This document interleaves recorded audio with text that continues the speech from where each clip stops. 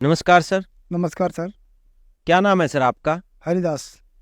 हरिदास जी, आप कहाँ के रहने वाले हैं? सर दास सावरा भिलवाड़ा राजस्थान का रहने वाला है। सर, संत रामपाल जी महाराज से नाम दीक्षा आपने कब ली? सर 2015 में नामोदय लिया दास ने। सर, संत रामपाल जी महाराज से नाम दीक्षा लेने से पहले क्या आप कोई भक्ति साधना भी करते थे? जी हाँ सर, मैं संत रामपाल जी महाराज से नाम उपदेश लेने से पहले माता जी, भैरू जी, रामदेव जी इनके वहाँ पे जाया करता था। और व्रत भी मैं करता था, अपने बीवी बच्चों को लेके भी मैं माता जी की जाया करता था। और प्रसाद भी चढ़ाया करता था, रामदेव जी की भी जाया करता था, वहाँ भी प्रसाद चढ़ाया करता था।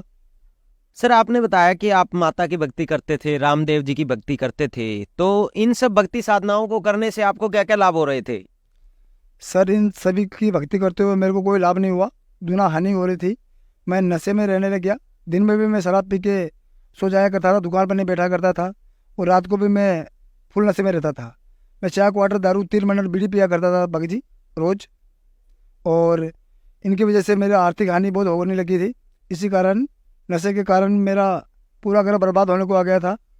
मेरी घरवाली से मेरा झगड़ा होता था। वो बोलती थी आप नशा क्यों करते हो, दुकान कौन संभालेगा। फिर भी मैं उसकी बात नहीं मानता था और नशा किया करता था।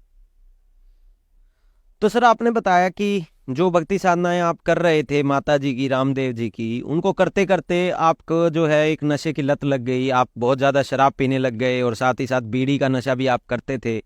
और उसके कारण आपके जो परिवार में झगड़ा होने लगा आपकी पत्नी के साथ, साथ ही साथ आप काम धंधे की तरफ भी ध्यान नहीं दे रहे थे। तो फिर इस नशे की लत के बीच में संत रामपाल जी की जानकारी आपको कैसे हुई? पास में हमारे पड़ोस में राजू भगत जी जाया करते थे, संत रामपाल जी महाराज के। उनका चाय का धंधा था। उनके वहाँ पे मैं चाय पीने जाता था, तो वहाँ पे परमात्मा के सत्संग चला करते थे, संत रामपाल जी महाराज के। तो उनमें एक बार सत्संग चल रहा था, उनमें बोल रहे थे कि मदिरा पीवे कड़वा पानी सितर जन्म सुहान के जानी। तो मेरे को शपथ लग गया कि भाई ये दारू को जो एक घूंट पीता वो सितर जन्म कुत्ते की योनि में जाएगा, तो फिर अपना क्या होगा। तो फिर मैंने सत्संग सुना, रोज शुरू कर दिया। वहाँ पे चाय तो मैं पिया करता था, तो सत्संग शुरू कर दिया मैंने सुनना वहाँ पे, राजू भगत जी के वहाँ पे। तो 3 महीने तक भगत जी मैंने सत्संग सुना।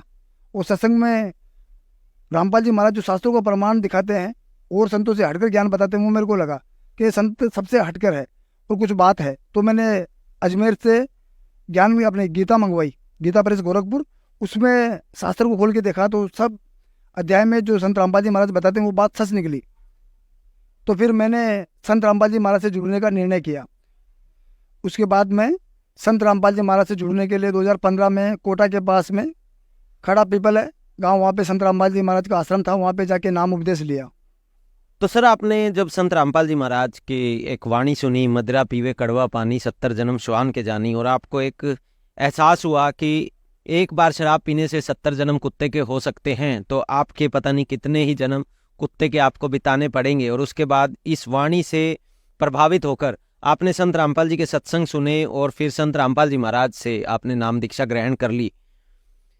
तो जैसा कि हम संत रामपाल जी के शिष्यों से मिलते हैं और उनके अनुभव सुनते हैं, तो उनका ये कहना होता है कि संत रामपाल जी से नाम दीक्षा लेने के बाद अनेकों लाभ उनके परिवार में और उनके खुद के साथ होते हैं। तो क्या कोई ऐसा अनुभव आपके साथ भी संत रामपाल जी से नाम दीक्षा लेने के बाद हुआ? मैं पहले चाय क्वार्टर दारू पिया करता था, 3 महीने बीड़ी पिया करता था रोजाना।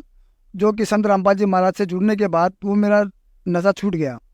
और देसी मुर्गा खाया खाया करता था मैं, वो भी संत रामपाल जी महाराज से जुड़ने के बाद मेरा छूट गया।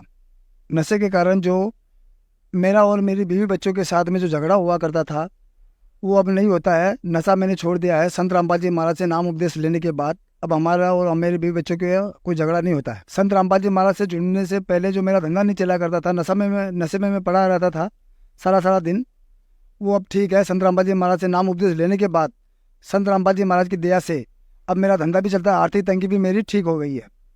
तो सर, जैसा कि आपने बताया कि पहले आप बहुत ज़्यादा नशा करते थे, जिसके कारण आपके घर में लड़ाई झगड़े रहते थे और आपको आर्थिक परेशानी भी थी, लेकिन संत रामपाल जी से नाम दीक्षा लेने के बाद वो सभी परेशानियां आपकी दूर हो गई। तो जो श्रद्धालु आज आपको सुन रहे हैं, आप उन्हें क्या संदेश देना चाहेंगे? दास तो यही संदेश दे सकता है, मालिक की दया से संत रामपाल जी महाराज ने बताया कि शास्त्रों को खोल के देख लो, असली संत भगवान धरती पर आए हुए संत रूप में संत रामपाल जी महाराज, जिसमें रामदेव जी का 24 प्रमाण पुस्तक है, उसमें लिखा हुआ है कि क्यों फिरता दाने दाने नू हरि आए हरियाणे नू। तो वो वाणी आप देखो, शास्त्र उठा के देखो, गीता में लिखा है कि उत्तम पुरुष अन्य परमात्मा इति उदारता है, और वो चीज़ कुरान में लिखी है, सूरत फुरकान आयत नंबर 52 से 59 तक, फला तुतिन वजाजिन कबीरन कबीरा अल्लाह कबीर है, जिसने 6 दिन में सृष्टि रची, 7वें दिन तक कितने जाबेरा, जो बड़ा कबीर है, उसकी का खबर किसी बाखबर से पूछ, उसकी जानकारी मैं नहीं रखता।